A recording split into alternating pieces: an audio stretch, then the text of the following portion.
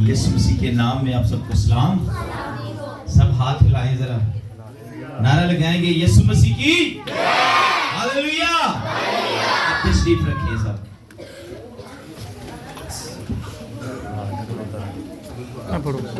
Praise God, hallelujah. Thank you so much खुदा के अजीम खादम मेरे बड़े भाई पास्टर वारिस प्यारा, जो इस चर्च की रौनक है कि नहीं? बोलो, आवाज ही नहीं आ रही। हंस के नहीं कह रहे, हंस के कहो, खुशी ना कहो। ये खूबसूरत रौनक है, तानू कितो मिलनी नहीं है। कलीसिया भी होती ना, कलीसिया वो अपने खादम लिए इन्ना को खुश होंदे वे क्योंकि उन्हां दा खादम उन्हां नू भेड़ां नू चरांदा रहिंदा है। हालेलुया। जेड़ा खादम अपनी भेड़ां ही ना चरांदा, ओदियां भेड़ां तबाह ते बर्बाद हो जांदियां। ते भाई साहब ली थैंक यू, भाई साहब लव यू। ते मैं भी इन्हां बड़ा प्यार करना, दिलों जान ना करना। ते मेरे बड़े भरा भी है, ते शुक्रिया अदा करते हैं इस खूबसूरत कलीसिया के लिए, बहनों के लिए। आइए जल्दी से कलाम सुनने से पहले एक दूसरे से हाथ मिलाएं, बोले खुदा आपको बरकत दे। जल्दी जल्दी कहें, खुशी के साथ, खुशी के साथ। शाबाश, वंडरफुल वंडरफुल, शाबाश। खून खुश जे सारे, आमीन। आइए, एक बड़ा खूबसूरत मजमून है मेरे पास खुदा के कलाम में से, और मजमून का नाम है मुसीबत में दुआ। और इस पर आज हम बड़ी खास चंद बातें सुनेंगे और जिंदगी को खुदा के बेटे यीशु मसीह के नाम कर देंगे। हालेलुया। सो आइए, जिनके पास खुदा का मौत पर कलाम है, मेरे साथ देखिए याकूब का खत, उसका 5वां बाब, उसकी 13वीं आयत से हम खुदा के कलाम से देखेंगे।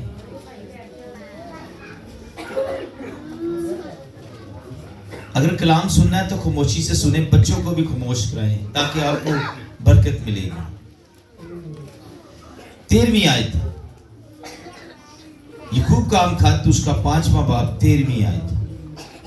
जो लिखा है बाइबल में, अगर तुम में कोई मुसीबत ज्यादा हो तो दुआ करे, अगर खुश हो तो हमद के गीत गाए। पाक कलाम का पढ़ा सुना जाना हम सबों के लिए बायसे बरकत हो। सब बोले यीशु का शुक्र हो। शुक्र का मतलब समझते हैं? हम क्यों शुक्र करते हैं? जब कहते हैं ना पाक कलाम का पढ़ा सुना जाना हम सबों के लिए बायसे बरकत हो, खुदा का शुक्र क्यों कहते हैं? क्यों कहते हैं? इसलिए कहते हैं कि हमने खुदा के कलाम को कबूल किया है। क्या कहते हैं? अब ये आपने याद रखना, कोई लीडर्स नेक्स्ट पूछे भी तो फौरी बताइए, इसलिए कि हमने खुदा के कलाम को क्या किया है? कबूल किया है। सो यहां खुदा के कलाम में से आज हम जिस बात पर गौर करेंगे अपने मजमून पर, वो है मुसीबत में दुआ। और यहां खुदा के बंदा याकूब ने हमें बड़े दिलकश अंदाज के साथ ये बातें सिखाई है कि जब इंसान मुसीबत के अंदर होता है, जब इंसान परेशान होता है, जब इंसान किसी मुश्किलात में होता है, जब इंसान किसी भी प्रॉब्लम में होता है, तो वो ढूंढता है कि मेरा हल क्या होगा, ये कैसे हो सकता है, किस तरह मुमकिन हो सकता है। बाइबल मुकद्दस ये कहती है कि मुसीबत के अंदर हमें सिर्फ और सिर्फ एक ही हथियार नजर आता है, और वो हथियार जो है वो कौन सा है? कौन सा है? उनका पाक कलाम। वो हथियार दुआ है। वो हथियार क्या है? दुआ।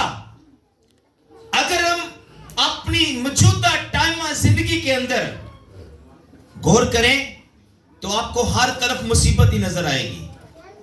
दाएं भी मुसीबत, बाएं भी मुसीबत, सामने भी मुसीबत, पीछे भी मुसीबत। अब हम सोचे करें क्या? बाइबल मुकद्दस से कहती है कि हमें वो अख्तियार दिया गया है, हमें वो हथियार दिया गया है जिसका नाम दुआ है,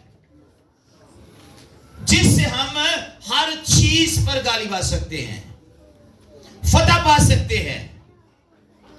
मुसीबत कोई मायने नहीं रखती ईमानदारों के लिए, खुदा के लोगों के लिए मुसीबत कोई मायने नहीं रखती। हमने आज ऐसे ऐसे लोग देखे हैं जो मुसीबत में यीशु को भी छोड़ देते हैं।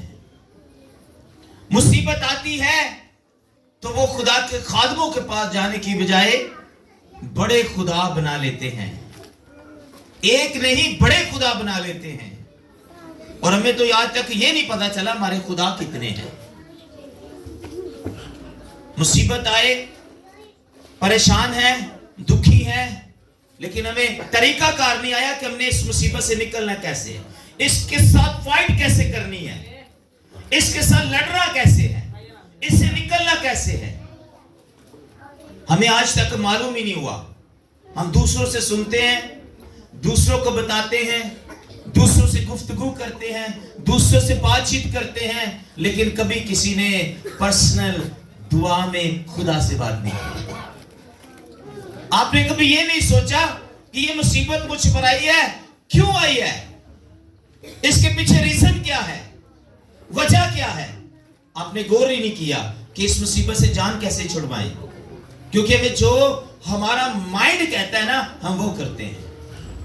जो हमारी सोच कहती है वो करते हैं, जो हमें दूसरे कहते हैं वो करते हैं, हमसाए कहते हैं वो करते हैं, फ्रेंड्स कहते हैं वो करते हैं, बहन भाई कहते हैं वो करते हैं, रिश्तेदार कहते हैं वो करते हैं, लेकिन इससे कोई भी नहीं पूछता,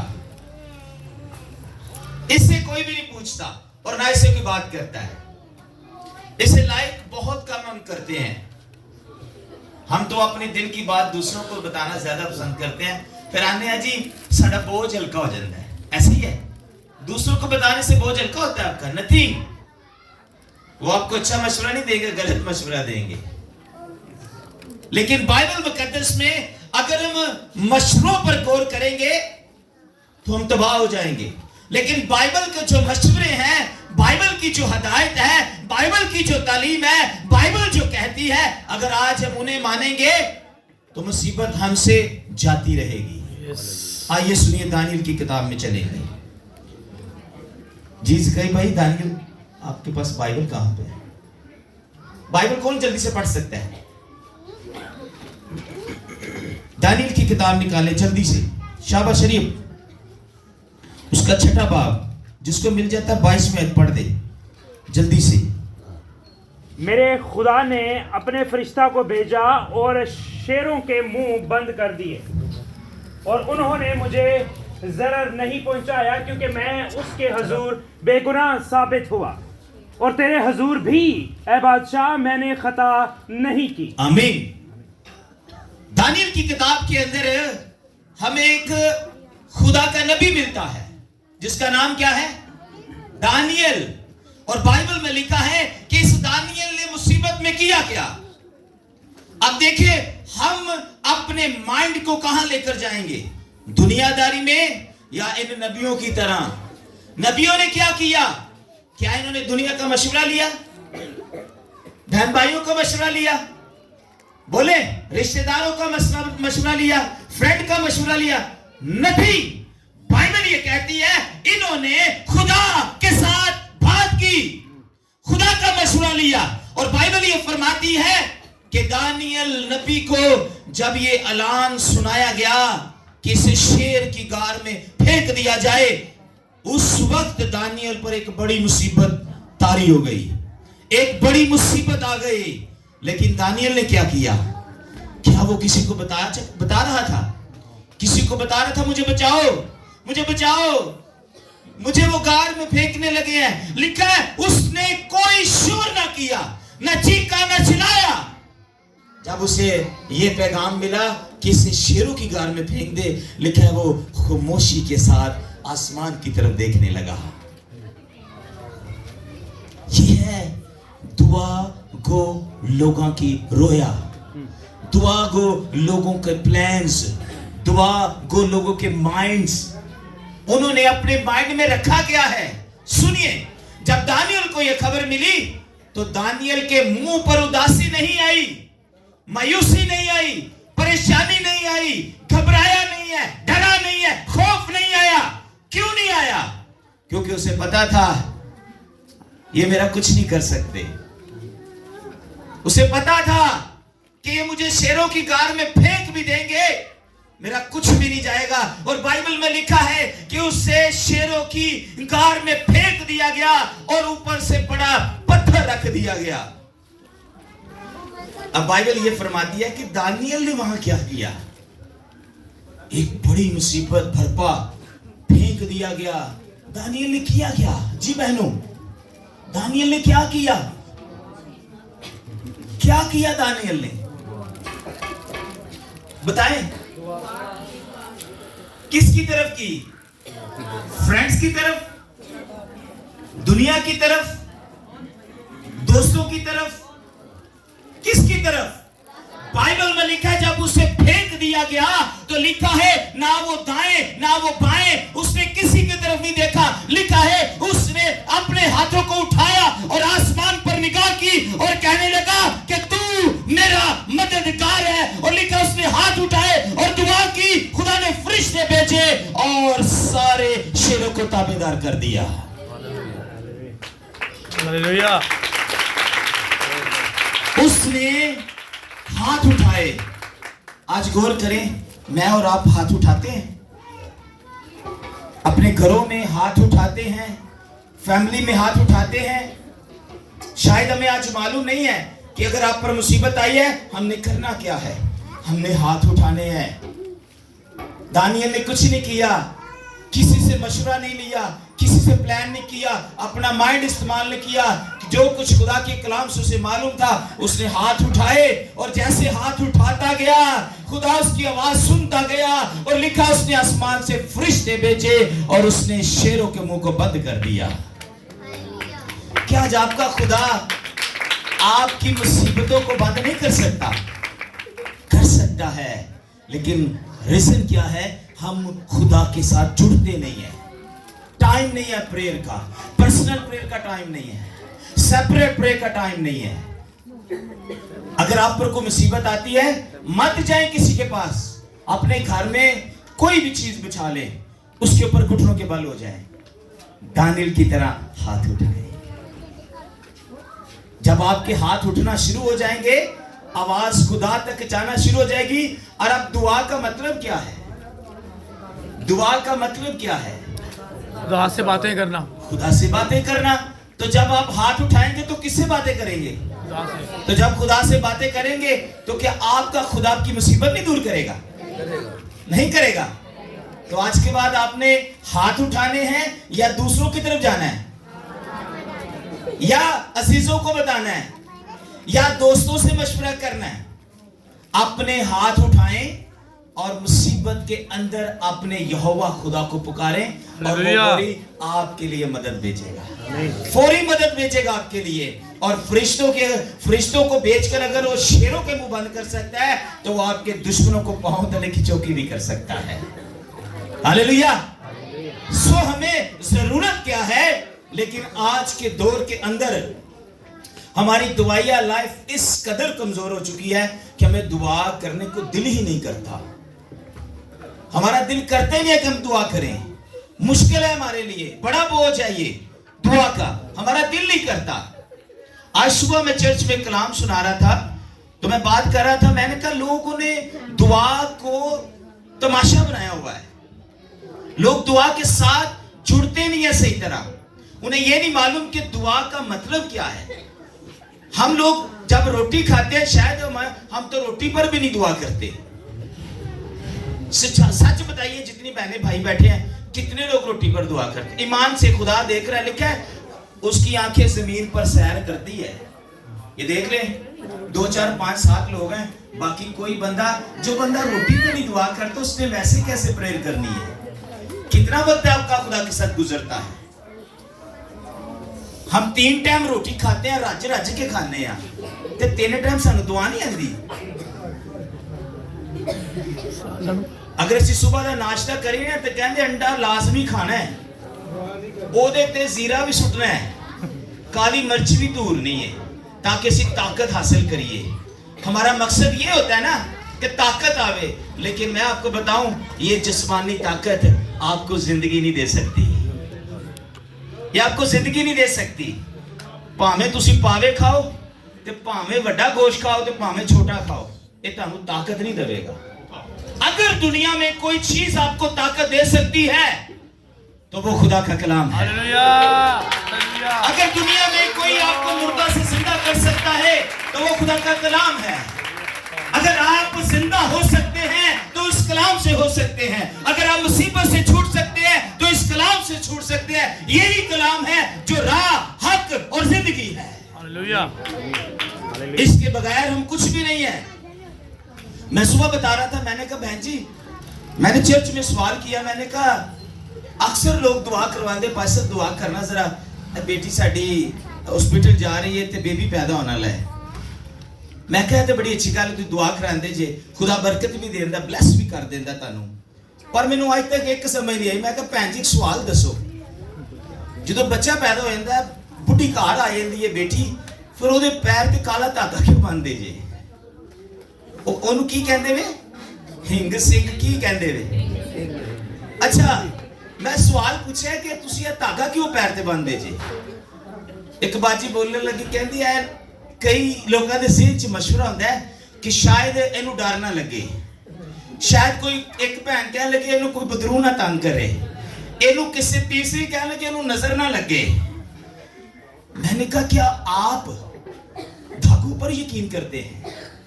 अच्छा, जो बच्चा पैदा होने लगा उदो दुआ कराइए, ते जो घर आ गया उदो धागा बन देता है। छुरी भी रख दे भाई साहब। मैं क्या की चक्कर है? छुरी भी या तो ਉਹਦੇ ਪੈਰ ਤੇ ਧਾਗਾ ਬੰਨ ਇੱਥੇ ਕਰਕੇ, ਜਾਂ ਉਹਦੀ ਕਮਰ ਤੇ ਬੰਨ ਦਿੰਦੇ, ਉਹਦੇ ਬਾਜ਼ੂ ਤੇ ਬੰਨ ਦਿੰਦੇ।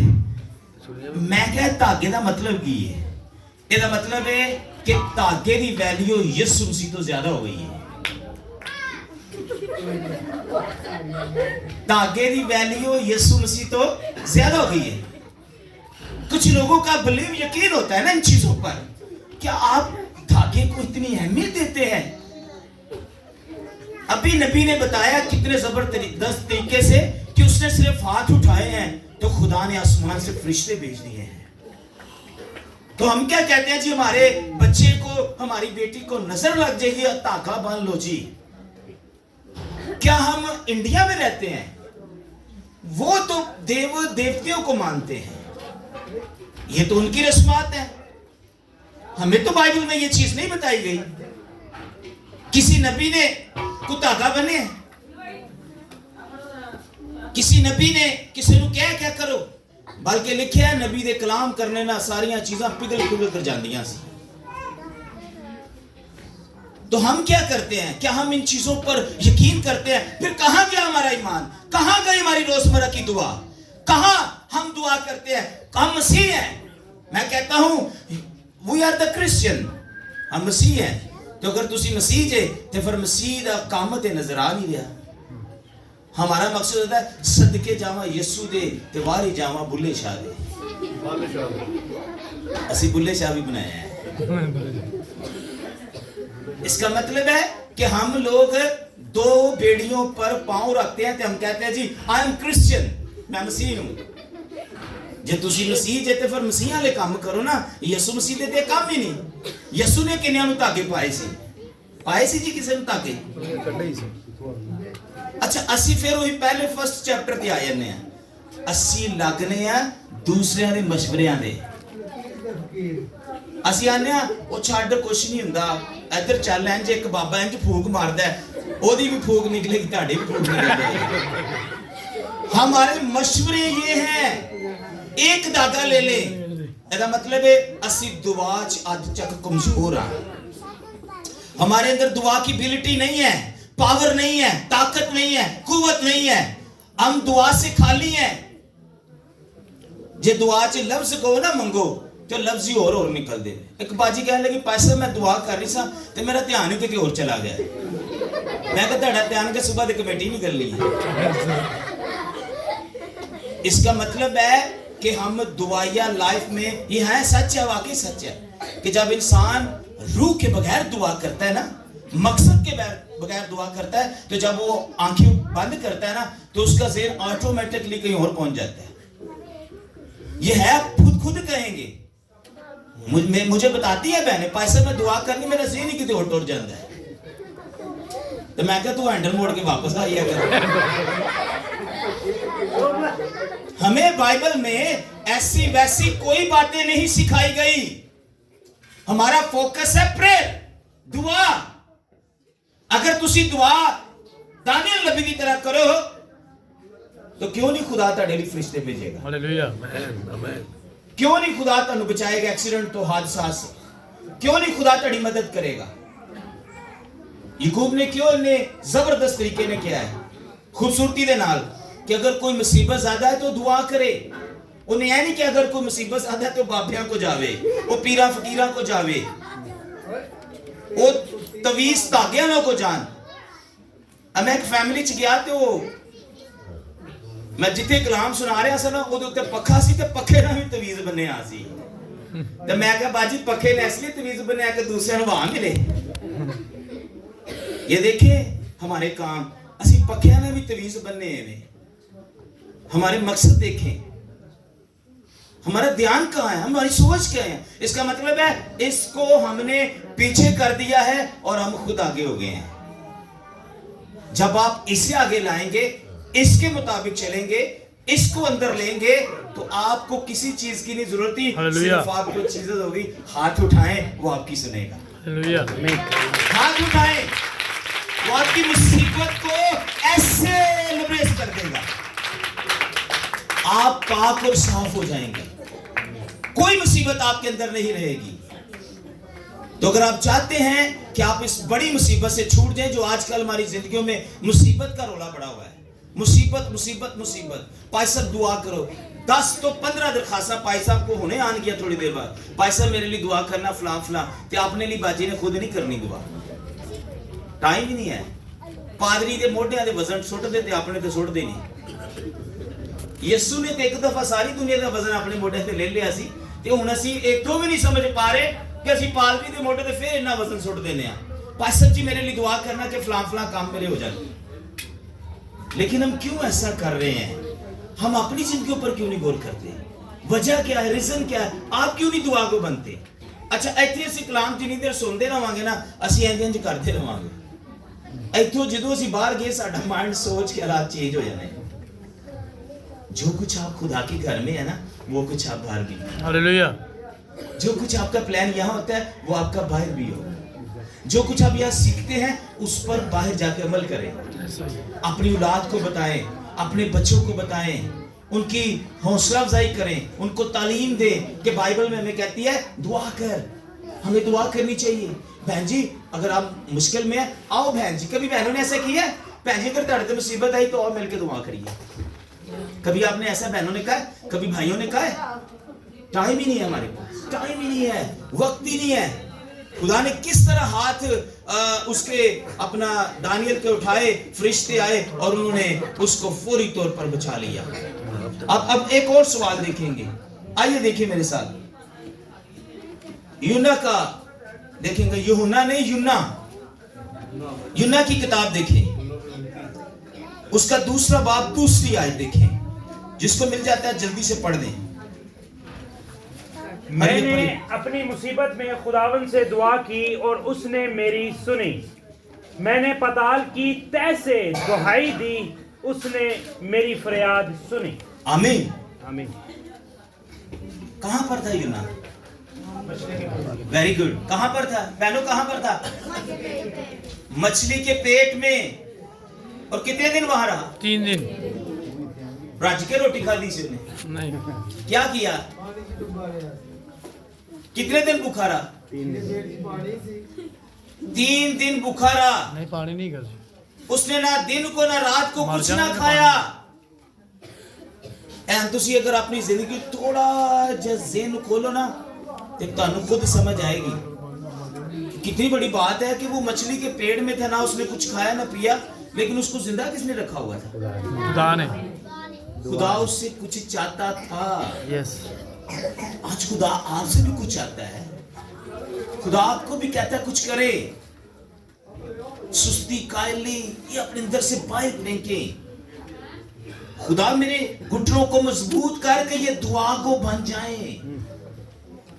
खुदा मेरे माइंड को खोल कि इसके अंदर वो वर्ड आ सके जिससे तुझे जलाल मिल सके। हालेलुया। खुदा मेरे अंदर मेरे दिल को पार कर कि इस दिल से सिर्फ और सिर्फ यीशु नाम निकल सके। बाइबल क्या फरमा रही है कि इस यूना ने मछली के पेट में खुदा से क्या की? इल्तिजा की, इकरार किया। आज पहला भरा इकरार नहीं करते। साढ़े को गुनाह आइए ना तो ऐसी इकरार ही नहीं करते। इकरार करें, अपनी जिंदगी में इकरार करें। यूना ने क्या किया? क्या किया उसने? इकरार किया। और किसके आगे किया? खुदा के आगे। और बाइबल में लिखा जब इसने इकरार किया खुदा के आगे, वहां पर भी इसने किया क्या? क्या किया इसने? इसने वहां पर क्या किए? क्या उठाए? तो बोलो, मैं कि कुछ कह रहे हैं। और उसने वहां पर क्या किए? हाथ उठाए। उठाओ जरा दोनों, चुको होते हैं पूरे तौर पे। शाबाश। जब उसने हाथ उठाए तो उसने खुदा से क्या कहा?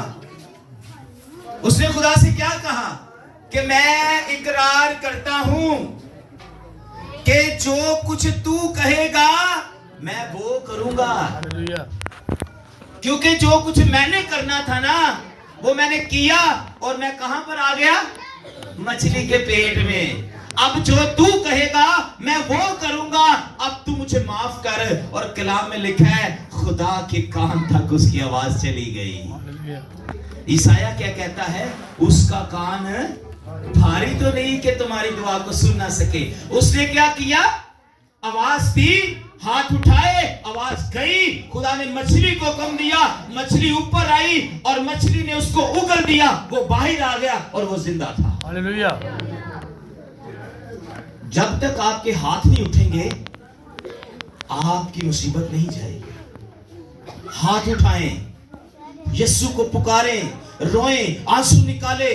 और उसने रोया, आंसू निकाले, पुकारे और कहा मेरी तौबा, जो कुछ तू कहेगा मैं वही करूंगा। अब हम एक बात करके, यहां 2 आयतें और हैं लेकिन मैं एक बात करके इसको फाइनल करूंगा। आइए मेरे साथ देखिए, मुकाशवा में चलेंगे 21वें बाब में। यहां मैं फाइनल करने लगा हूं। जिसको मिलता है ऊंची आवाज में पढ़े 7वीं आयत। 7वीं आयत। जो गालिब आए वही इन चीजों का वारिस होगा और मैं उसका खुदा हूंगा और वो मेरा बेटा होगा। आमीन। ये अब अपने साथ बात लेके जाइए, प्लीज समझने की कोशिश कीजिएगा। ये एक बहुत अहम पॉइंट है जो मैं आपको दे रहा हूं। आपने लेके जाना और आज से आपने इस चीज पर जोर देना शुरू करना है। एक तुझे भैन को पता है कि ना, नहीं मेरी भैन हूं किते ना जाई, चला मिलके दुआ करिए। मेरी भैन आ तेरे पे मुसीबत आई है, अस्सी तेरे नाल खड़ी हो जाने हैं। ਅਸੀਂ ਤੁਹਾਡੇ ਨਾਲ ਖੜੇ ਹੋ ਕੇ ਦੁਆ ਕਰਾਂਗੇ, ਹੱਥ ਚੁੱਕਾਂਗੇ ਤੇ ਯਹੋਵਾ ਖੁਦਾ ਯਿਸੂ ਮਸੀਹ ਤੁਹਾਡੀਆਂ ਸਾਰੀਆਂ ਮੁਸੀਬਤਾਂ ਖਤਮ ਕਰ ਦੇਗਾ। हालेलुया। लिखा जहां 2 या 3 मेरे नाम से इकट्ठे जमा हो जाते हैं उनके अंदर से सारी बीमारियां खत्म हो जाती हैं, मुसीबतें टल जाती है। और जो बात अभी भाई ने पढ़ी है वो है जो गालिब आए। अगर तुसी हाथ चुकते जे जे दानियल गालिब आया है, अगर यूना गालिब आया है तो आज हमने भी गालिब आना है। और लिखा है जो गालिब आएंगे, जो गालिब आए वही इन चीजों के वारिस होंगे और मैं उनका खुदा होऊंगा और वो मेरा बेटा होगा। हालेलुया। वाह वाह वाह वाह वाह। ये कोई आम छोटी बात नहीं है। अगर तुसी अपनी मुसीबत ते गालिब आ जांदे जे ते फिर तुसी वाकई खुदा दे बेटे बन जाओ।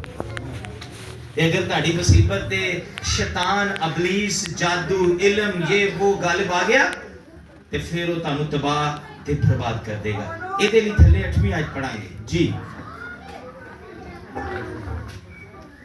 मगर बुज़दिलों और बेईमानों और घिनौने लोगों और खूनियों और हरामकारों और जादूगरों और बुत परस्तों और सब झूठों का हिस्सा आग और गंधक से जलने वाली झील में होगा। ये दूसरी मौत है। अगर आप गालिब ना आए तो खुदावन यीशु मसीह के आप बेटे नहीं बनेंगे, लेकिन गालिब में आना कैसे हैं, उसके लिए आपको करना क्या है? सादा सवाल, हाथ बस चुकने हैं। अगर आप हाथ उठाते जाएंगे आपके काम होते चले जाएंगे। मूसा कोहे सीना के पहाड़ पर था, नीचे बनी इस्राएल कौम और अमलीकी लड़ रहे थे। उसने किया क्या?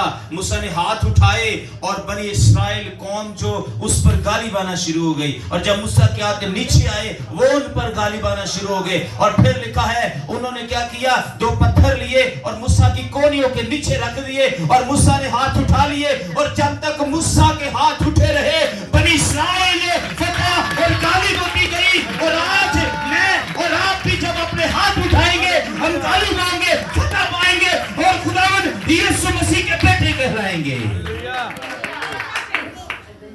अगर ऐसा नहीं होगा तो हम बुज़दिल लोग हैं। भाई ने पढ़ा है, बाइबल कह रही है अगर हम ऐसा नहीं करते तो हम बुज़दिल हैं।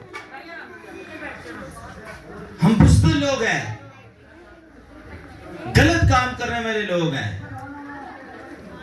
जादूगिरी को पसंद करने वाले ज्यादा लोग हैं। हम खुदा की बात को सुनने वाले लोग नहीं हैं। और यहां भाई ने पढ़ा है मगर बुज़दिलों और बेईमानों, बेईमान जिनका ईमान ही नहीं है। हाँ जी, बेईमान जेड़े लत्तां दे धागे बांधे ते कमर ते धागे बांधे ते डोले शोले ते धागे बांधे। तो मैं कभी किसी के घर जाऊं अपने डोले लगांदे फिरदे भाई साहब के धागा ही ना देख लैन ते खुदा सानू बहा के देंदा ही है। मेरी बहनों, खुदा के बेटों, आपके लिए नसीहत है, मर जाएं लेकिन अपने ईमान को ढकमडोल ना होने दें, बेईमान ना हो, झूठे लोग ना बने। और पीछे मैं पढ़ा रहा था कि हमें फ्रेब देने वाले नहीं बनना और ना फ्रेब खाने वाले बनना है।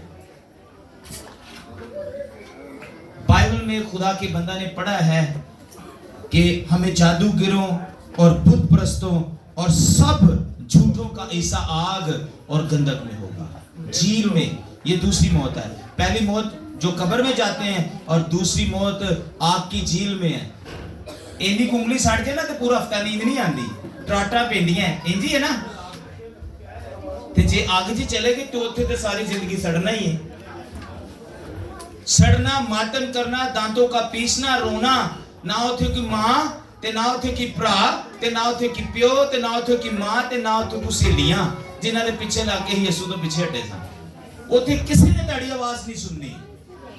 मत्ती 24 में लिखा वहां छातियां पीट पीट कर भी पुकारेंगे, खुदा आपकी आवाज नहीं सुनेगा। अब वक्त है खड़े होने का, अब वक्त है जागने का। आइए अपने आप को स्पिरिचुअल बनाएं। We are the spiritual. हम सब रूहानी हो जाएं, लड़ना शुरू करें। हमारी जंग खून और गोश्त के साथ नहीं है, हमारी जंग शैतान और इब्लीस के साथ है, उसके मंसूबों के साथ है, जो वो बांधता है कि हम किस तरह तबाह और बर्बाद हमें करें। तो मेरे जीजो, हमें जरूरत है कि हम खुदा के बेटे यीशु मसीह पर ईमान लाएं। खुदा आपको